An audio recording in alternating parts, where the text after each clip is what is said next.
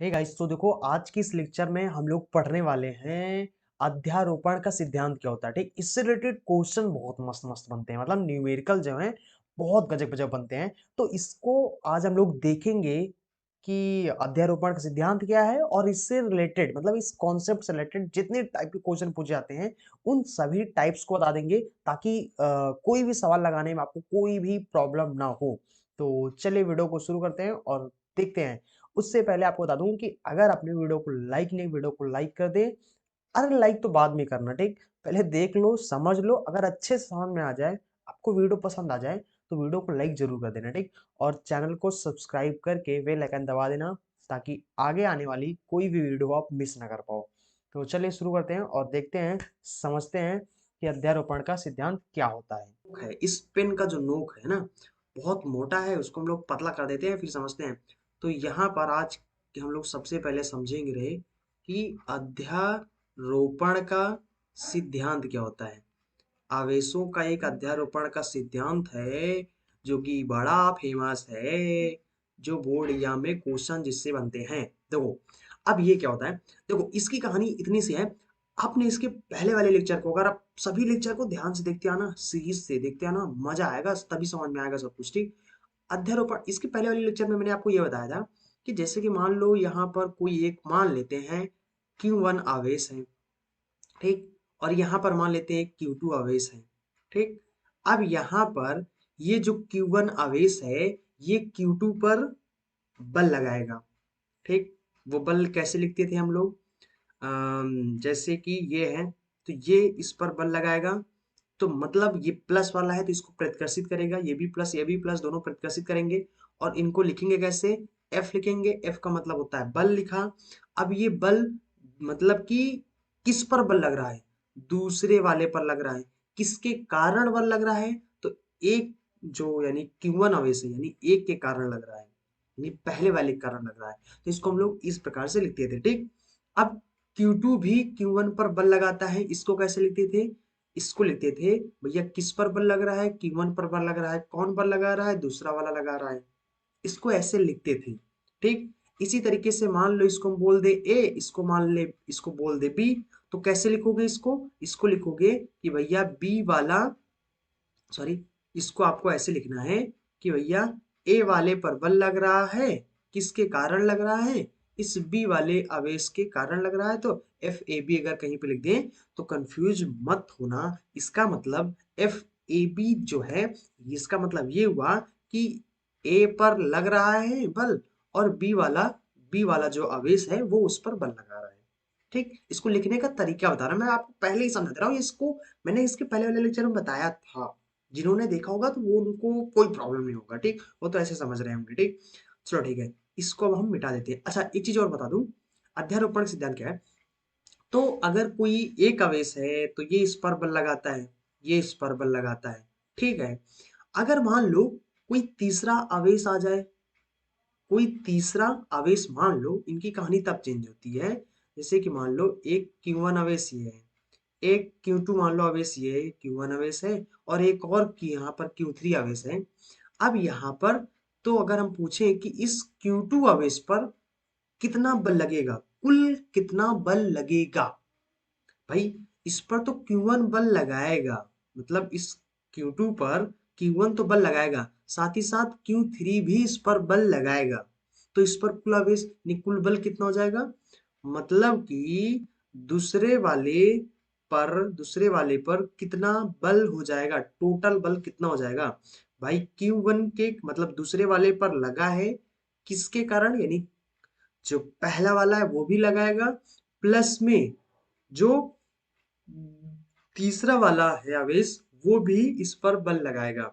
तो कुछ बल ये भी लगाएगा और कुछ बल ये भी लगाएगा। तो इस पर टोटल बल Q2 पर टोटल बल कितना हो जाएगा, दोनों को जो लगाया गया बल है उनको जोड़ दो तो कुल बल इस पर पता चल जाएगा, ठीक। यही अध्यारोपण का सिद्धांत है, इसका सदिश योग के बराबर होता है, मतलब इनका सदिश योग जो होता है वो कुल बल। समझ लो अध्यारोपण का सिद्धांत क्या होता है कि कोई एक सिस्टम, मान लो कोई एक सिस्टम है, उस सिस्टम में बहुत से आवेश हैं। अगर हम बोल दे किसी एक आवेश पर बोल दे कि सभी आवेश के कारण किसी एक आवेश पर कितना बल लगेगा, तो वो कितना बल लगेगा, तो जिस आवेश का पूछे कि उस पर टोटल बल कितना लगेगा, तो उसको छोड़कर बाकी जितने बाकी बचे आवेश हैं वो जितना बल लगाएंगे उन बलों का सदिश योग कर दो, आपको पता चल जाएगा कि उस पर टोटल कितना बल लगेगा। जैसे मैंने यहाँ पर किया, 3 आवेश थे, हमने कहा कि दूसरे वाले पर कितना आवेश लगेगा, सॉरी कितना बल लगेगा, टोटल बल कितना होगा, ठीक। तो भैया Q1 के कारण बचा हुआ, मतलब इसको छोड़कर बाकी कितने बचे हुए हैं, 2 आवेश बचे हैं। दोनों आवेश कितना, एक मतलब कि Q1 जो आवेश है वो कितना बल लगा रहा है, F21 लगा रहा है, और Q2 जो बल लगा रहा है वो F23 लगा रहा है, ठीक। तो कहने का मतलब है इनका सदिश योग कर दिया तो इस पर टोटल, यानी कि इस दूसरे वाले पर टोटल लगाया गया बल हमें पता चल गया, ठीक। तो अध्यारोपण का सिद्धांत बस यही है। क्या है, चलो इसकी डेफिनेशन मैं आपको यहाँ पर लिख देता हूँ। जस्ट वन सेकेंड, थोड़ा से इसकी मोटाई थोड़ी सी पतली कर दें। थोड़ा से पतले हो जाओ भाई, ठीक। तो अध्यारोपण का सिद्धांत क्या होता है, एन आवेशों के बने निकाय में एन आवेश होते हैं। देखो इसी तरीके से मान लो, जस्ट वन सेकेंड मैं आपको और समझा देता हूँ। इसी तरीके से मान लो Q1 आवेश है, Q2 आवेश है, इस तरीके से Q3 आवेश है, डैट डैट डैश करके इसी तरीके से Qn आवेश है। तो बोल दे आपको कि n पर कोई n आवेश है, उस n आवेश पर कितना बल लगेगा, टोटल बल कितना लगेगा, तो वो कितना हो जाएगा, जो, तो इनका सदिश योग हो जाता है, मतलब जो n वाले आवेश पर जो Q1 आवेश लगाएगा, ठीक, और प्लस में n वाले आवेश पर Q2 बल लगाएगा, प्लस में n वाले आवेश पर Q3 बल लगाएगा, इसी तरीके say that that that dash करके जितने भी हैं वो सभी इस पर बल लगाएंगे, ठीक। तो इनके सदिश योग के बराबर, यानी इनका सबका सदिश योग कर देना है तो टोटल बल लगाया गया पता चल जाएगा, ठीक। तो ये होता है, इस तरीके से इसको अध्यारोपण का सिद्धांत होता है, ठीक। तो समझ गए ना, थोड़ा जस्ट वन सेकेंड हम इसको, इसकी डेफिनेशन लिख देते हैं जो भी आपको लिखना है, ठीक।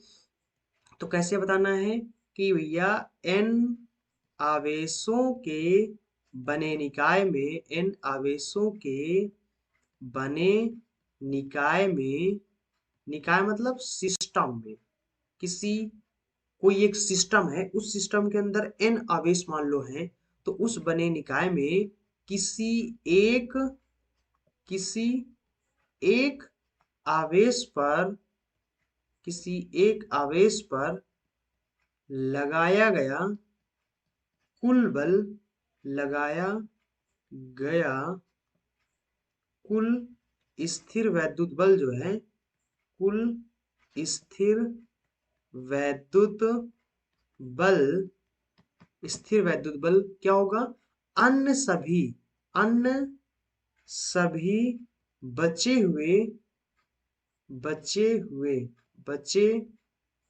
हुए, बच्चे नहीं है ये, बच्चे बचे है, ठीक, बचे, अन्य सभी बच्चे मत समझना, बच्चे मत समझना, ठीक, बचे हुए, अन्य सभी बचे हुए आवेशों द्वारा, आवेशों द्वारा लगाए गए, लगाए गए बलों के, जो लगाए गए बल होंगे उन बलों के सदिश योग के बराबर होता है, सदिश योग के बराबर होता है, होता है।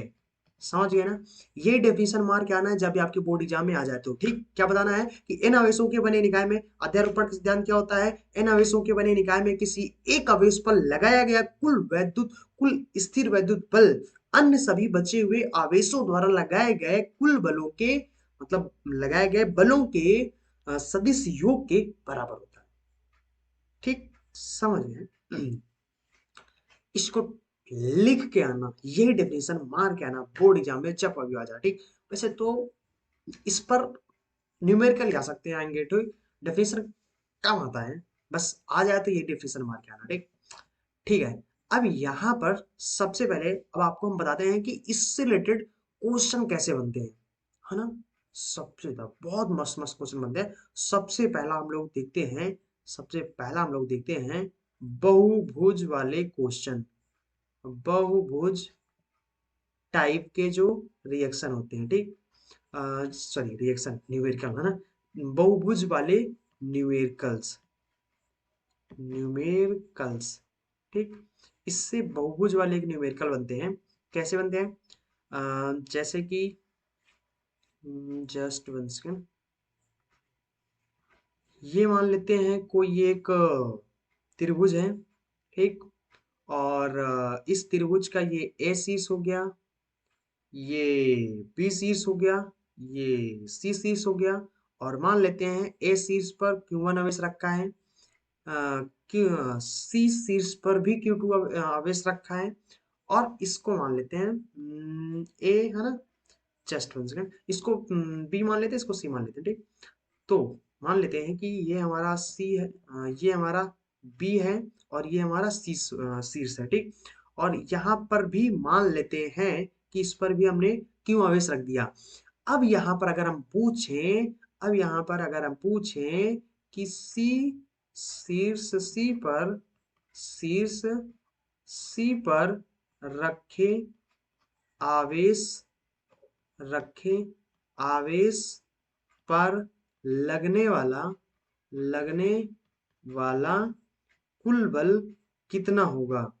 कुल बल कितना होगा, ठीक। अगर ये आपसे पूछ लिया जाए कि भैया सी वाली शीर्ष पर लगाया गया जो बल है, जो रखा गया वैसे, मतलब उस पर बल कितना लगेगा, टोटल बल बताओ, ठीक।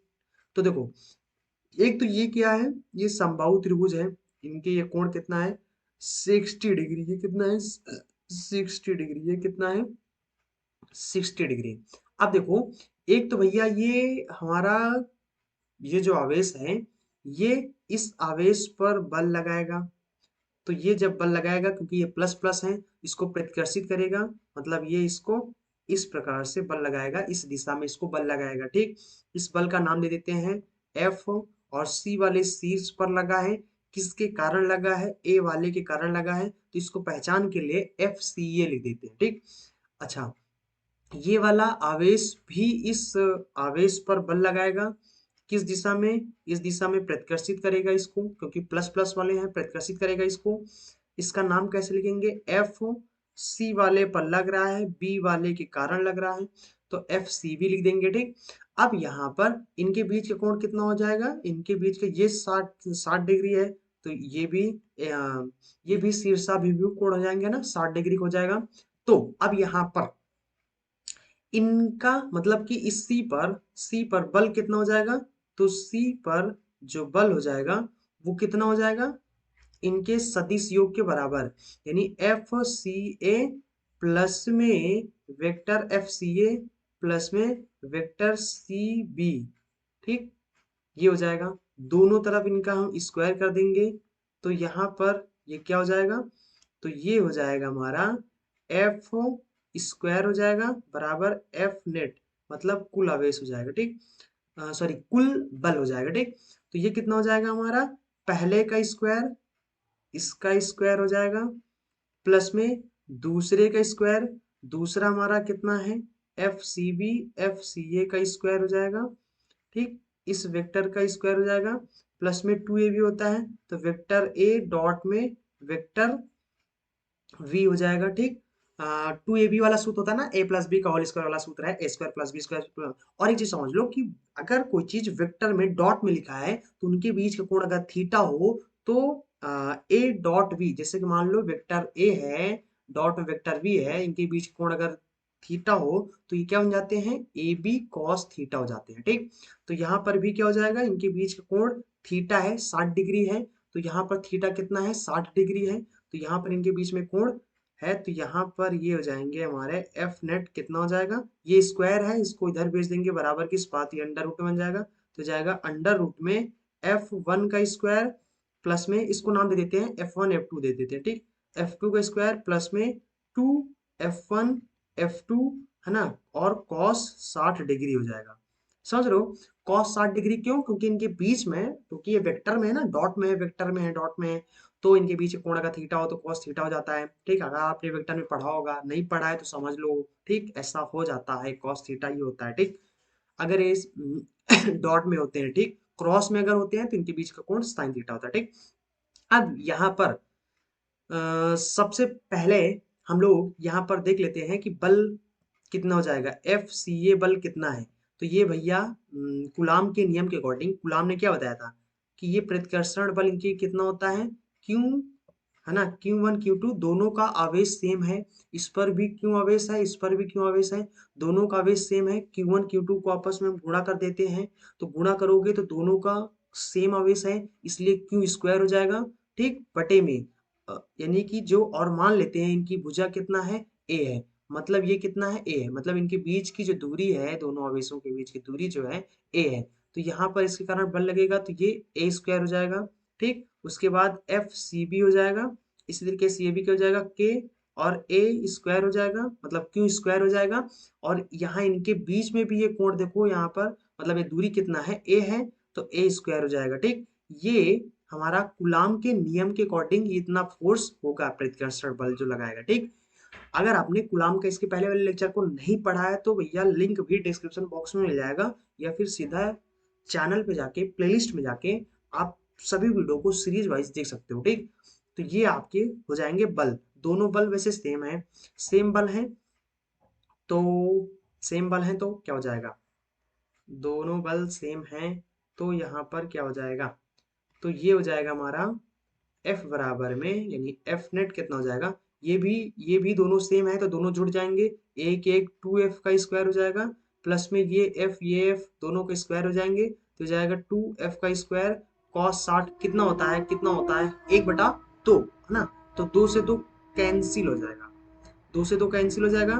तो यहाँ पर अंदर क्या हो जाएगा, 2F का स्क्वायर प्लस में F का स्क्वायर हो जाएगा, तो 2 एक 3F स्क्वायर हो जाएंगे अंदर, 3F स्क्वायर हो जाएगा, अंडर रूट के बाहर निकालोगे तो F नेट कितना आ जाएगा, यानी कुल बल कितना आ जाएगा, तो F बाहर आ जाएगा, 3 अंडर रूट के अंदर ही रहेगा, ठीक। तो इतना हो जाएगा, ठीक। अब F दोनों का बल सेम है, ठीक।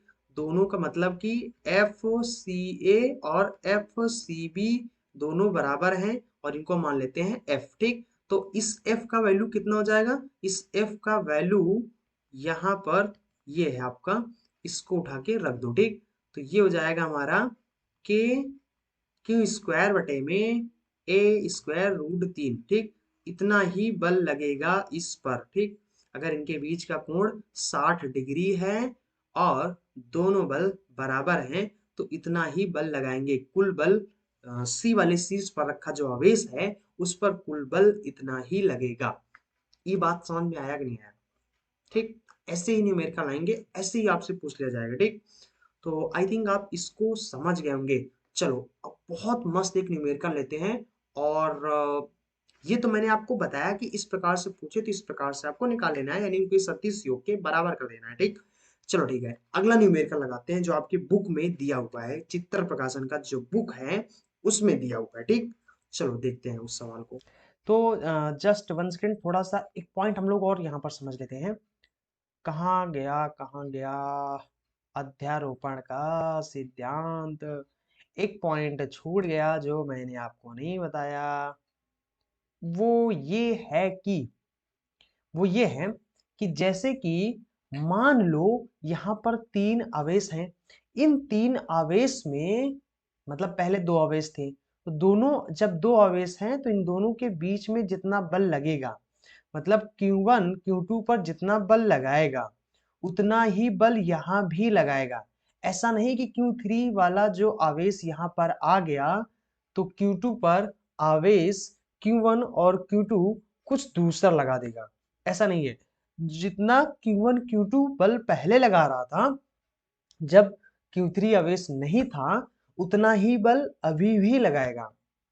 मतलब कि इन दोनों के प्यार मोहब्बत में किसी तीसरे के आ जाने से कोई फर्क नहीं पड़ेगा, समझ रहे हो।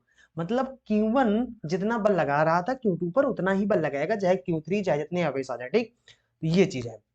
हाँ, पूरा इनका जो कुल बल है उस पर इफेक्ट पड़ सकता है, बट इन दोनों के बीच जो बल लग रहा है उस पर कोई प्रभाव नहीं पड़ेगा किसी तीसरे आवेश के, चौथे आवेश के, पांचवें आवेश के आ जाने से। ठीक ठीक, छोटा सा पॉइंट था, जानकारी है, होना चाहिए, है ना। ऐसा करते हैं, एक छोटा सा इसी टाइप का एक छोटा सा और सवाल कर लेते हैं, फिर उसके बाद हम लोग थोड़ा से इससे हाई लेवल के क्वेश्चन सॉल्व करते हैं। ठीक, जैसे कि मान लो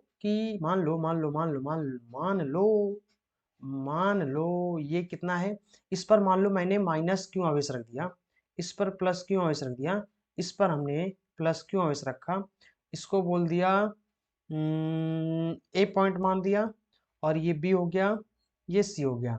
अब अगर हम पूछें कि भैया बताओ शीर्ष ए पर जो कुल बल होगा वो कितना लगेगा, ठीक, एफ नेट कितना होगा। तो देखो ये प्लस क्यों आवेश है, ये भी प्लस क्यों आवेश है, ये माइनस क्यों आवेश है, तो प्लस माइनस एक दूसरे को आकर्षित करेंगे, मतलब एक दूसरे की ओर बल लगाएंगे, ठीक, एक दूसरे को अपनी तरफ खींचेंगे। तो मतलब ए पर ये क्यों माइनस क्यों आवेश पर जो ये बल लगाएगा, इन दोनों की एक दूसरे की तरफ बल लगाएंगे। मतलब कि जब प्लस प्लस था तो एक दूसरे को प्रतिकर्षित कर रहे थे, बाहर की तरफ बल लग रहा था, लेकिन अब एक माइनस है एक प्लस है, तो यहां पर उनका बल एक दूसरे की तरफ लगेगा, ठीक, एक दूसरे को अपनी तरफ खींचेंगे, तो ये बल हो गया। ऐसा करते हैं, इसका नाम ले लेते हैं, मतलब ए पर बल लग रहा है सी के कारण, तो ये हो गया। उसके बाद इसी तरीके से इस ये वाला भी प्लस माइनस है, तो ये वाला बल भी इस तरफ लगेगा, और ए पर लग रहा है बी के कारण, ये हो गया। ठीक, अब यहाँ पर इनके बीच का कोण कितना है, 60 डिग्री है, इनके बीच का कोण 60 डिग्री है। अब यहाँ पर आपसे हम पूछें कि एफ नेट कितना हो जाएगा, मतलब इनका जो कुल परिणामी बल है वो कितना हो जाएगा। अब ये जो बीच में, मतलब इनका जो एफ नेट होगा यानी कुल बल होगा वो बीच में ही तो होगा, यही तो इनका एफ नेट होगा। अरे देखो, एक बल इधर है एक बल इधर को जा रहा है, जब दोनों का मतलब दोनों बल का परिणामी क्या हो जाएगा, एक इधर को भाग रहा है एक इधर को भाग रहा है, तो इनका परिणामी क्या होगा, ऐसे तो होगा, ऐसे बीच में ही तो होगा, मतलब एक ऐसे जा रहा एक ऐसे जा रहा है, तो जब एक इधर खींच रहा है एक इधर खींच रहा, दोनों बल लगाएंगे तो इनका कुल परिणामी बल इधर बीच का जाएगा, ठीक, बीच में होकर जाएगा। तो यहां पर ये आपका हो गया एक ही, ये आपका हो गया एफ ए बी हो गया, एफ ए सी हो गया। अब यहां पर इनके बीच के कोण ये है, इनका कुल जो परिणामी बल हो जाएगा वो कितना होगा, एफ नेट कितना होगा, वही होगा जो अभी पीछे हुआ था, ठीक। और मान लेते हैं कि ये ए है, मतलब इनके बीच की दूरी ए है, इनके बीच की दूरी ए है, इनके भी बीच की दूरी ए है, तीनों ए हैं, समबाहु त्रिभुज है मान लेते हैं, ठीक। अब यहाँ पर एफ ए बी जितना होगा उतना ही एफ ए सी भी होगा, एफ ए सी भी होगा। क्यों उतना ही होगा, क्योंकि भैया इनके बीच की दूरी भी सेम ही है और इनकी प्रकृति भी सेम है, मतलब सब कुछ सेम ही है, तो यहाँ पर इनका बल भी सेम आएगा, सेम बल आएगा, ठीक।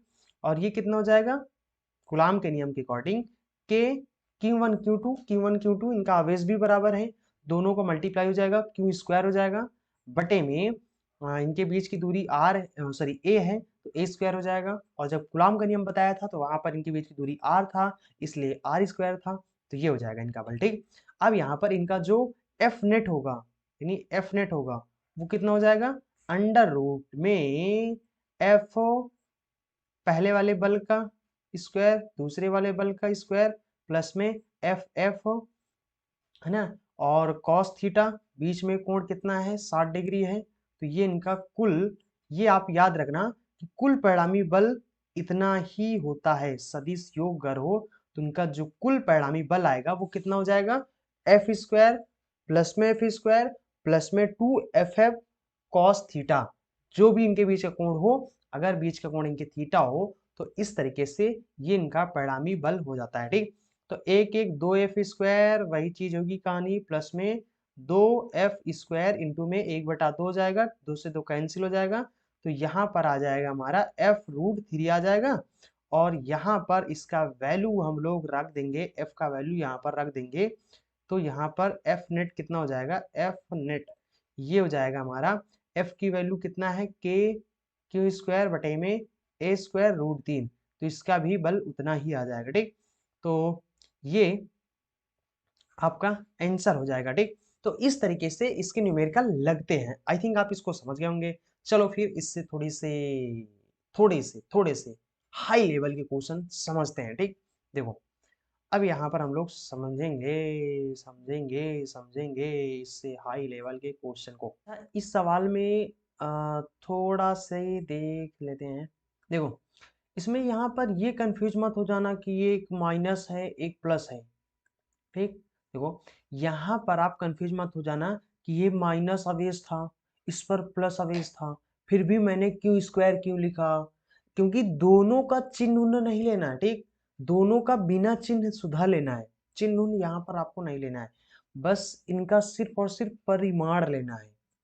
समझ रहे हो, कूलाम के नियम में सिर्फ और सिर्फ परिमाण लिया जाता है, चिन्ह नहीं लेना है। ठीक, इस वजह से मैंने माइनस प्लस को यहाँ पर छोड़ दिया। अब देखो यहाँ पर क्वेश्चन इसमें इस टाइप से भी बनते हैं। Just one second. देखो जैसे मान लेते हैं कि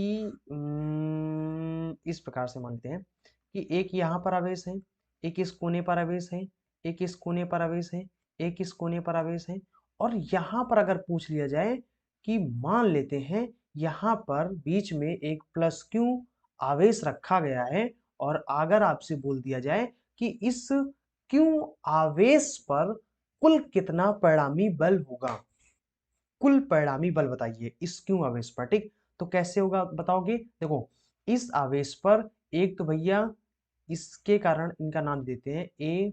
ठीक, इनका नाम देते हैं ए हो गया, बी हो गया, सी हो गया, डी हो गया। ठीक, तो देखो एक तो इस पर बल लगेगा भैया, यानी कि ये वाला आवेश एक तो इस पर आवेश बल लगाएगा। कैसा बल लगाएगा, प्रतिकर्षण बल लगाएगा, क्योंकि प्लस प्लस वाले हैं, प्रतिकर्षित करेंगे तो ये बल लगाएगा, यानी कि किसके, ए के कारण हुआ, तो ए हम लिख देते हैं पहचान के लिए। ठीक, उसके बाद इसी तरीके से ये वाला आवेश भी इस पर बल लगाएगा, किस तरफ, इस तरफ लगाएगा, इसका नाम दे देते हैं डी वाला है, तो एफ डी लिख देते हैं। ठीक, उसके बाद ये वाला आवेश भी बल लगाएगा, इस पर प्रतिकर्षण बल लगाएगा, इस तरफ लगाएगा, एफ सी देते हैं।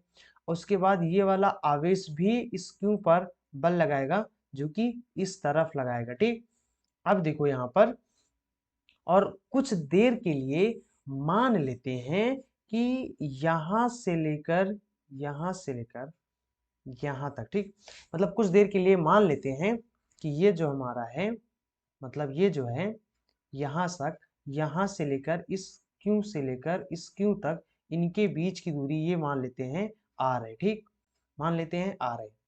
अगर ये आर है तो यहाँ पर इनके बीच बल कितना हो जाएगा, तो बल हो जाएगा हमारा के क्यू, और इस पर आवेश बड़ा क्यू है, बटे में इनके बीच की दूरी आर है, तो R² हो जाएगा, तो ये इन पर बल हो जाएगा। ठीक, इसी तरीके से ये अगर आर है तो ये भी आर हो जाएगा, इधर वाला भी आर हो जाएगा, इधर वाला भी आर हो जाएगा, मतलब इन पर आवेश भी सेम है, इनकी बीच की दूरी भी सेम है, तो इन पर इनका बल भी सेम होगा, यानी इन सबका बल एक समान है।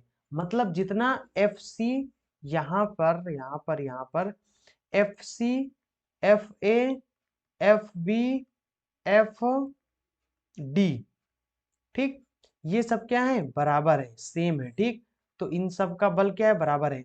अगर बराबर है तो इनका दिशा अगर हम देखें तो यानी कुल परिणामी बल कितना हो जाएगा भैया, ये इनका सदिश योग, मतलब कि जो अध्यारोपण सिद्धांत है वो क्या बताता है, एफ नेट, यानी क्यू पर ठीक, एफ नेट कितना हो जाएगा, वो हो जाएगा इनके सदिश योग के बराबर होता है, और सदिश योग में हमें दिशा देखना पड़ता है, एक उधर को भाग रहा है, एक उधर को भाग रहा है। अगर सेम सेम बल होगा और बराबर बराबर होगा और इनका दिशा अलग अलग होता है, तो वहां पर क्या होता है, माइनस चिन्ह लग जाता है।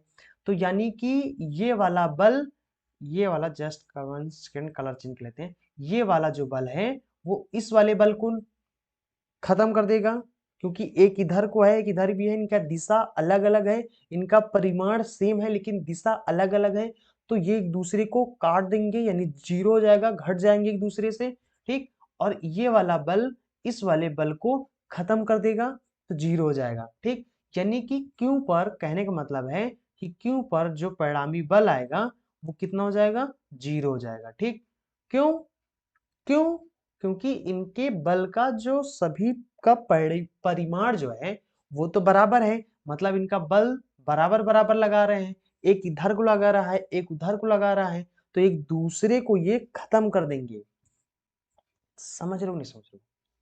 तो ये चीज कहने का मतलब है कि कभी भी यहां पर अगर पूछा जाए और ये बराबर बराबर बल लगाएं, विपरीत दिशा में लगाते हैं, तो वहां पर परिणामी बल जीरो होता है।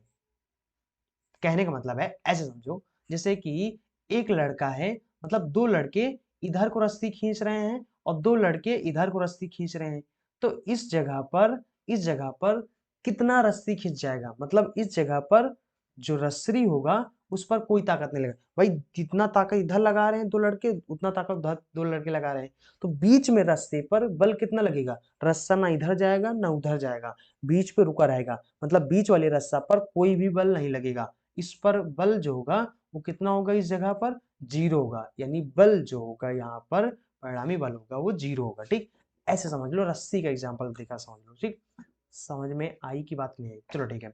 अगर आप इसको समझ गए, नहीं समझे तो थोड़ा सा पीछे करके फिर से समझ लो। अब यहाँ पर हम लोग यहाँ पर समझते हैं सबसे पहले, जस्ट वन सेकेंड, ये क्या हो गया। अब एक सवाल यहाँ पर हमारा एक और है ना, बुक वाला, ये क्या हो गया, पता नहीं क्या हो जाता है, साइड में कर लेते हैं और यहाँ पर एक सवाल पढ़ लेते हैं। देखो एक सवाल हमारा ये है, सवाल जस्ट वन सेकेंड, देखो ये सवाल यहाँ पर करते हैं, बड़ा सा बनाते हैं पहले यहाँ पर त्रिभुज। ठीक, जस्ट वन सेकेंड एक बड़ा सा त्रिभुज बना लेते हैं। ठीक, इस त्रिभुज में यहाँ पर मान लेते हैं प्लस क्यू आवेश है, यहाँ पर प्लस क्यू आवेश है, यहाँ पर प्लस क्यू आवेश है, और यहाँ पर एक कैपिटल क्यू आवेश है और जो कि धनात्मक है। ठीक, धनात्मक मतलब ये भी पॉजिटिव ही है। ठीक, और आपसे पूछा जा रहा है कि इस बड़े वाले क्यू पर जो सभी बल लगाएंगे, सभी आवेश जो बल लगाएंगे वो कुल कितना परिणामी बल होगा, ये आपसे क्वेश्चन पूछा जा रहा है। ठीक, इस प्रकार से क्वेश्चन पूछते हैं।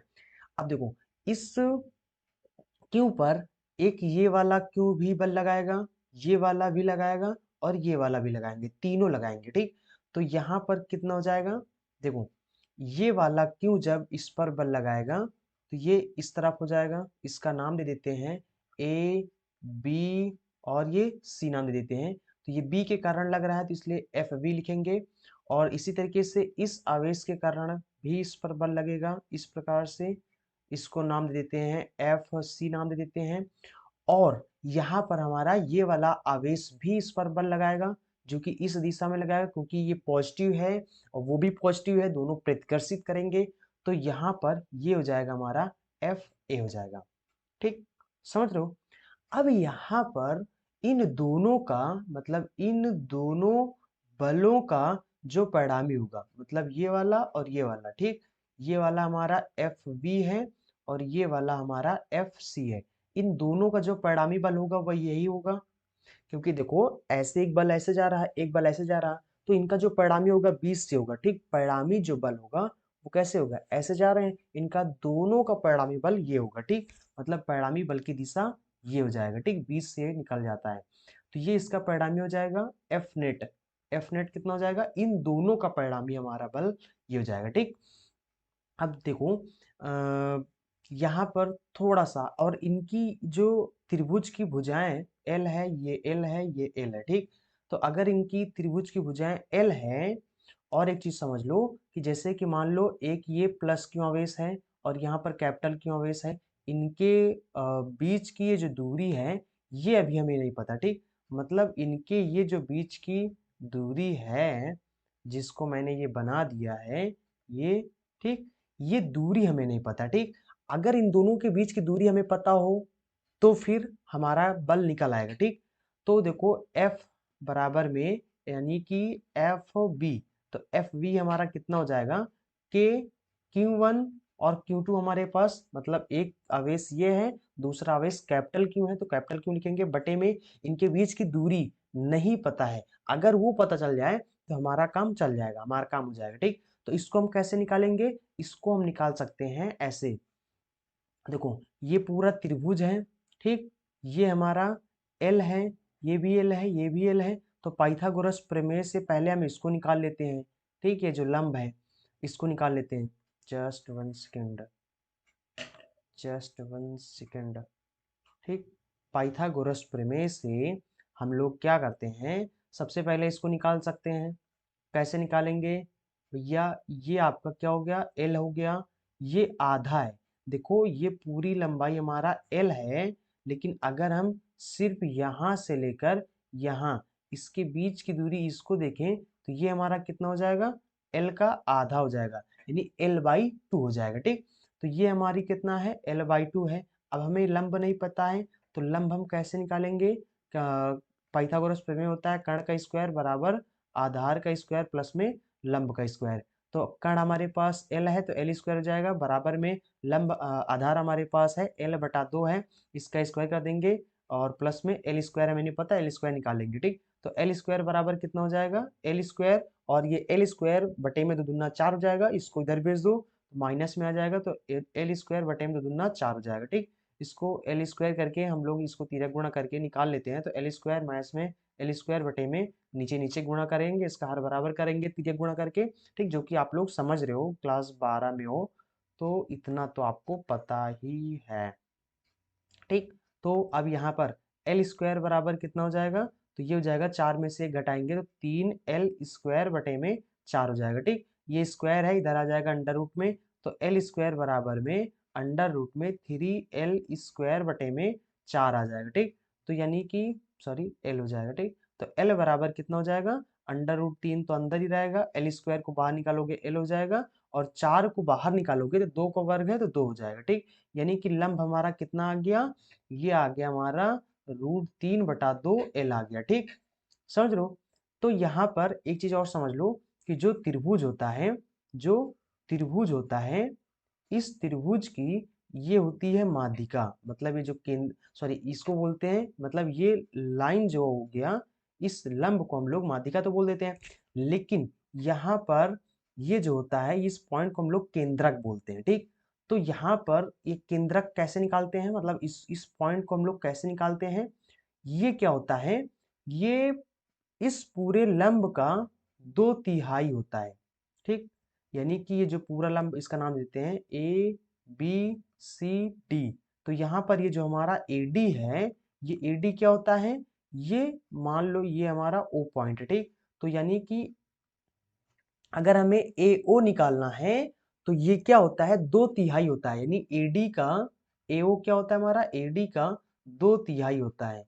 AO मतलब ये इसका आधा अगर निकालना चाहते हो तो ये कितना होता है, 2/3, AD का 2/3 होता है। ठीक, इसको याद रखना, ये आप क्लास 9 में आपने प्रमेय पढ़ा होगा मैथ में, तो वहां पर आपको ये बताया जाए, इसका प्रूफ वहां पे है। ठीक, तो ये होता है। एक चीज और समझ लो, अगर हमें यहाँ पर कोण निकालना है, इस पर मान लो ये कोण हमारा कितना है, मान लो ये कोण हमारा है 60 डिग्री का। ठीक, तो यहाँ पर ये वाला कोण, मतलब कि ये जो कोण हो जाता है हमारा, ये जो कोण होगा वो क्या हो जाएगा, इस 60 का दुगना हो जाएगा। ठीक, मतलब यहाँ पर कोण क्या होता है, यहाँ शीर्ष पर बने कोण का यहाँ पर बना कोण दुगना हो जाता है। ठीक, तो ये अगर वो ऊपर वाला 60 है तो ये 120 हो जाएगा। समझ रहे हो, बस इतना, इतनी बात याद रखो, इसको याद रखो, 120 याद रखो, और 2/3 यानी 2/3 होता है एडी का, 2/3 होता है एओ, ये चीज याद रखो। ठीक, अब देखो यहाँ पर सिर्फ हमें क्या चाहिए, हमें तो भैया यहाँ पर जितना एओ है, जितना बीओ है, जितना एओ है, जितना बीओ है, जितना ओडी है, जितना ओसी है, ये सब क्या है, बराबर है। मतलब कि जितना ये है, उतना ये है, उतना ये है, उतना ये है, तो सिर्फ हमें अगर एओ पता हो जाए तो फिर हमें ये भी पता चल जाएगा, ये भी पता चल जाएगा, ये भी पता चल जाएगा, ठीक, क्योंकि दोनों मतलब सब क्या है, बराबर है। तो अब यहाँ से हम लोग निकाल सकते हैं, ठीक, क्या निकाल सकते हैं, just one second, just one second,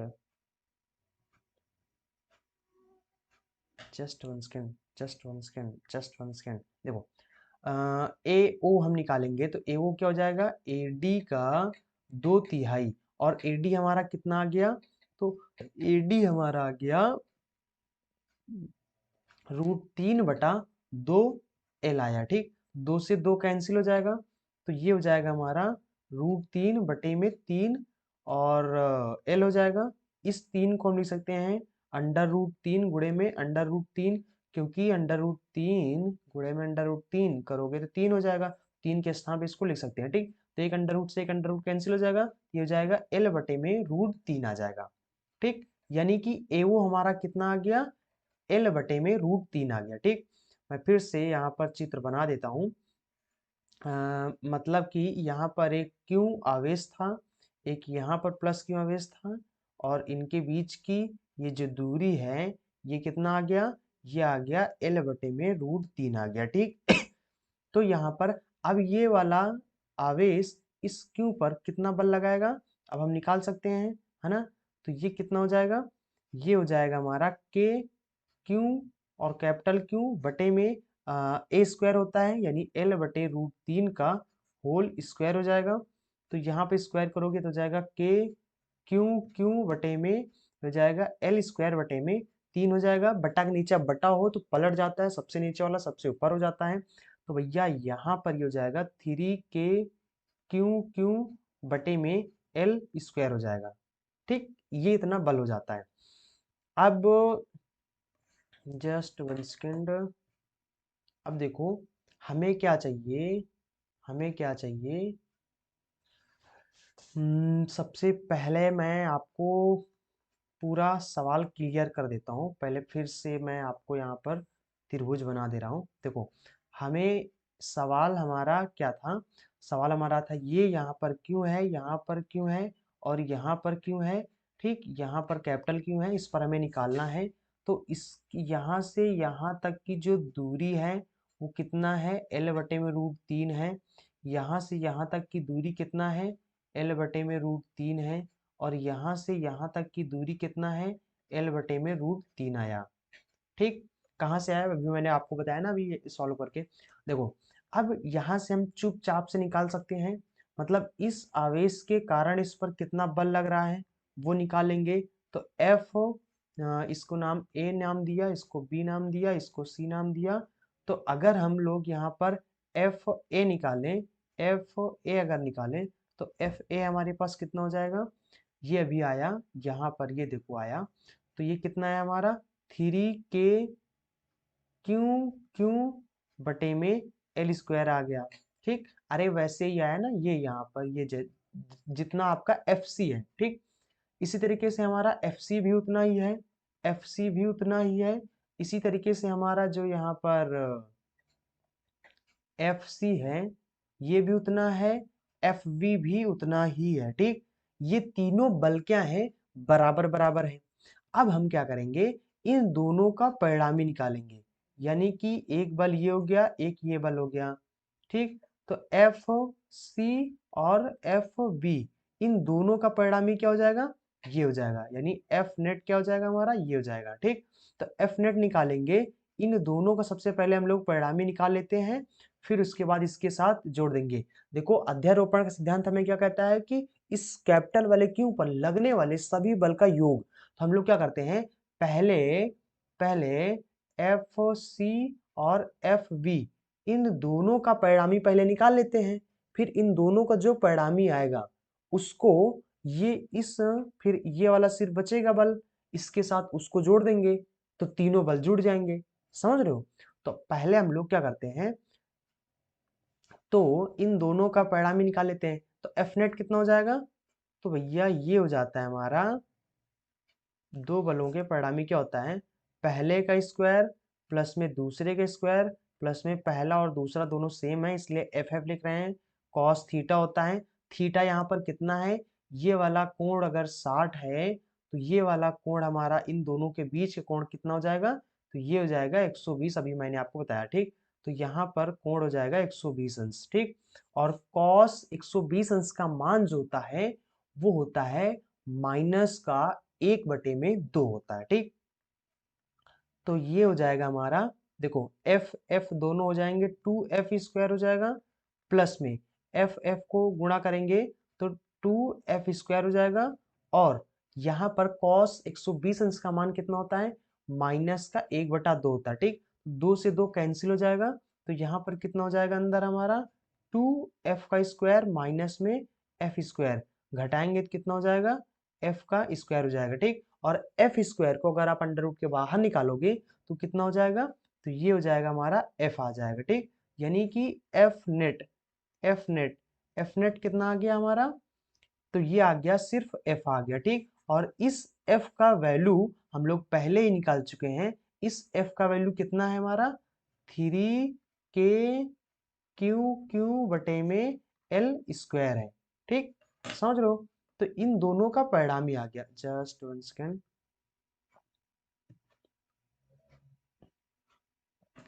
तो ये इन दोनों का परिणाम ही आ गया। अब यहाँ पर जस्ट 1 सेकेंड, इसको थोड़ा से नीचे करते हैं। तो देखो यहाँ पर बार बार रिकॉर्डिंग मेरा पता नहीं क्यों बंद हो जाता है, इस वजह से मुझे बीच बीच में रोकना पड़ जाता है। तो इतना देखो, ये आपका सवाल है और इतना है। अब यहाँ पर इस पर जो बल लगेगा, जस्ट 1 सेकेंड, तो इस पर एक बल इसके कारण इधर लगेगा, एक बल इसके कारण इधर लगेगा, और एक बल यानी कि इस वाले आवेश के कारण लगेगा। तो यहाँ पर 3 बल लगेंगे, और इन दोनों का जो परिणामी हम लोगों ने अभी निकाल लिया है एफ नेट, तो इसका परिणामी ये बल हो जाएगा एफ नेट, यानी ये कितना आ गया हमारा, ये आ गया, ठीक। अब हमें सिर्फ एफ ए चाहिए, ये वाला बल हमें चाहिए, ठीक। तो ये बल निकाल लेते हैं फटाक से हम लोग। एफ ए बल हमारा कितना हो जाएगा, फिर से निकाल लेते हैं हम आप, ठीक। तो यहाँ पर हो जाएगा के क्यू क्यू बटे में एल बटे में √3 का स्क्वायर हो जाएगा, उनके बीच की दूरी के स्क्वायर हो जाता है, ठीक। और तो ये हो जाएगा हमारा 3k क्यू क्यू बटे में L² हो जाएगा, ठीक। तो ये हमारा एफ ए आ गया, और एफ नेट हमारा कितना आ गया, एफ नेट आ गया हमारा 3k क्यू क्यू बटे में L² आ गया, यानी ये भी इतना ही आ गया, ठीक। अब यहाँ पर अगर हम लोग इस क्यू पर परिणामी बल देखें, परिणामी बल देखें तो ये कितना हो जाएगा, परिणामी बल हो जाएगा हमारा एफ ए प्लस में vector of F A plus में vector of F B plus में वेक्टर ऑफ एफ सी। तो वेक्टर ऑफ बी और सी, इन दोनों का परिणामी बल हमारा कितना आ गया, एफ नेट जो आया वही आ गया, ठीक। तो इसके स्थान पर हम लोग एफ नेट लिख देंगे। अब इसको हम लोग इस तीसरे वाले के साथ जोड़ देंगे, तो देखो यहाँ पर एफ ए हो जाएगा और यहाँ पर प्लस में एफ नेट हो जाएगा, ठीक। लेकिन अगर हम लोग देखें, एफ नेट ऊपर को है और एफ ए नीचे को है, मतलब इन दोनों में अगर देखें तो दोनों बल को, क्योंकि इनका सदिश योग है, सदिश योग में दिशा भी देखा जाता है। इनका दिशा एक उधर को है, एक विपरीत दिशा होते हैं तो एक दूसरे से घट जाते हैं। अगर सेम दिशा में होते हैं तो जोड़ दिया जाता है, लेकिन अगर विपरीत दिशा में होते हैं तो घटा देते हैं। तो भैया एक ऊपर को जा रहा है, एक नीचे को जा रहा है, तो यानी घट जाएगा, बीच में प्लस नहीं रहेगा, फिर माइनस रहेगा, ठीक। क्यों माइनस रहेगा, क्योंकि एक ऊपर को है, एक माइनस में, इनका दिशा अलग अलग है। ये इनका सदिश योग होता है। अध्यारोपण सिद्धांत क्या बोलता है कि जितने भी बल होते हैं उन सबका सदिश योग होता है, ठीक। तो यहाँ पर देखो, अब यहाँ पर क्या हो जाएगा, जस्ट 1 सेकेंड। तो देखो, जितना एफ ए है उतना एफ नेट है। एफ ए और एफ नेट दोनों का परिमाण सेम है, लेकिन दिशा अलग अलग है। परिमाण सेम हो, दिशा अलग अलग हो, तो उनका वैल्यू 0 आता है, ठीक। यानी कि यहाँ पर एफ नेट हमारा कितना हो जाएगा, मतलब क्यों पर एफ नेट कितना हो जाएगा हमारा 0 हो जाएगा। ये वाला बल ऊपर वाले बल को निरस्त कर देगा, कटम कटम कर देगा। क्यों, क्योंकि इनकी दिशा सिर्फ अलग अलग है, लेकिन इनका परिमाण सेम है, ठीक। तो आई थिंक आप समझ गए होंगे। तो क्यों पर जो कुल कुल परिणामी बल होगा, कुल परिणामी जो बल है वो कितना है, 0 है, ठीक। शून्य है, यही आपका आंसर हो जाएगा, ठीक। ये क्वेश्चन आपको चित्रा प्रकाशन का फिजिक्स की जो बुक है वहां पर मिल जाएगा, वहां पे ये क्वेश्चन आपको मिल जाएगा, ठीक। तो उस बुक में जाके आप चेक कर सकते हो, तो सेम ये क्वेश्चन मिलेगा, सेम यही सवाल आपको मिलेगा। अच्छा, वहां पर के की जगह पर आपके बुक में के स्थान पर 1/4 पाई एप्सिलॉन नॉट रखे होंगे, जरूर रखे होंगे, ये रखे हैं, मैंने देखा है रखे हैं। तो आप जहां पर मैंने जहां जहां मैंने के रखा है, आप लास्ट में वहां पर 1/4 पाई एप्सिलॉन नॉट रख देना, अगर आप बुक के अकॉर्डिंग आंसर लाना चाहते हो। बाकी कांस्टेंट तो वही है, के का वैल्यू सिर्फ वहां पर रखे हैं, वो के नहीं लिखे हैं, वो 1/4 पाई एप्सिलॉन नॉट डायरेक्ट लिख दिया, ठीक। तो बाकी सेम ही क्वेश्चन है, सेम ही मैंने समझा दिया है, ठीक। तो आई थिंक आप सवाल समझ गए होंगे। आप वीडियो को पीछे करो, फिर से थोड़ा सा समझ लेना, अगर कहीं पर डाउट रह गया हो। बाकी कमेंट बॉक्स है, जो भी समझ में ना आया हो, जो भी अगर कोई कंफ्यूजन रह गया हो तो नीचे कमेंट बॉक्स में बता देना, मैं एक अलग वीडियो बनाकर आपको फिर से समझा दूंगा, ठीक। तो बाकी आप लोगों को अगर पसंद आया वीडियो को, है ना, वीडियो पसंद आया या समझ आया है, तो आप लोग वीडियो को लाइक जरूर करें। आप लोगों का ये लाइक, प्यार, सपोर्ट, यही तो हमें मोटिवेट करता है, ठीक। जैसे आप लोग पढ़ते पढ़ते ऊब जाते हो ना, उसी तरीके से हम भी आप लोगों को पढ़ाते पढ़ाते, या कह सकते हो ना, एक समय आता है ना कि डिमोटिवेट इंसान हो जाता है, ठीक। तो फिर क्या होता है कि मोटिवेशन की जरूरत होती है, तो आप लोगों का जो प्यार, सपोर्ट, मोटिवेशन है ना, कमेंट्स, यही सब तो हमें मोटिवेट करते हैं। तो इसलिए आप लोग हमें भी मोटिवेट करते रहिए, ताकि हम आप लोगों के लिए और बेटर से बेटर तरीके से अच्छे तरीके से आपको आपका डाउट क्लियर करने की कोशिश करें, आपको समझाने की कोशिश करें, ताकि आपके पास कोई भी डाउट ना रह पाए, ठीक। और आप बोर्ड में बहुत अच्छे अच्छे नंबर ला सकें, ठीक। जिससे आपका भी नाम होगा, और मैंने पढ़ाया तो मेरा भी नाम होगा, ठीक। तो आई थिंक आप समझ रहे होंगे, बहुत समझदार है आप लोग, ठीक। तो अगर